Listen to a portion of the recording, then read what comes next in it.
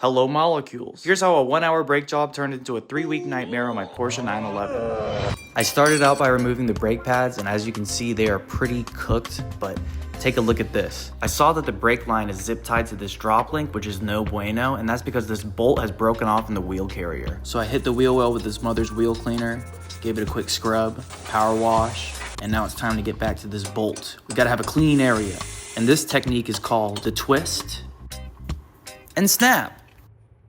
Man, stupid as hell, boy. Okie finokie, let's go ahead and weld a nut to the top of the bolt. Oh my god, I think it's working. Yeah. This was just a sign of what was to come because I had to retap every hole in this carrier. I got new hardware of zinc plating, new brake hardware, sensors. So with copious amounts of anti-seize, I tightened down the new hardware to secure all the brackets. And then when it came down to tightening the actual hardware for the calipers, even the holes for the brake calipers are stripped out. After a little bit of research, I found out that this is a pretty common problem. So I ordered a helicoil kit off of Amazon. It works by creating a new threaded hole for your original hardware to sit in. And when it works, it's brilliant.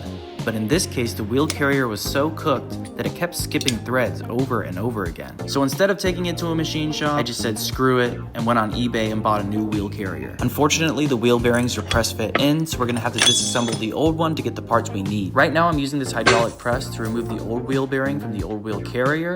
And as you can see, it doesn't come apart in one piece. This leftover bit of bearing is called a race. We're gonna have to cut this off if we wanna press the new wheel bearing on. I wanted to make sure that it didn't cut all the way through, so when it got thin enough, I chiseled it and it split in half. Used a little bit of WD-40 and a Scotch-Brite to polish the surface. And after we remove this cover plate, everything can go in the ultrasonic cleaner. And with everything clean, let's go ahead and start reassembling the wheel carrier. I froze the wheel bearing overnight so that the metal would shrink and I'd have an easier time installing it. With the ABS encoder ring facing the right way, we pressed the wheel bearing into the carrier and then the wheel flange. It had been a week since I've driven the car and I was super excited to have it back on the road. And then this happened. No. Please, God. These two holes are different. Oh. Shit!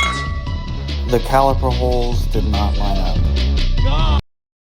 My stupid, smooth, marble brain ass ordered a Carrera wheel carrier and not a Carrera S wheel carrier. Now the car is dead. I have to bust into this hoe and the battery is toast. This is how you open the hood if the battery's dead. Real talk though, shout out to Mike at Pelican for finding me the right wheel carrier, even if it was all the way in Germany. I'm just hoping I don't have to do this again.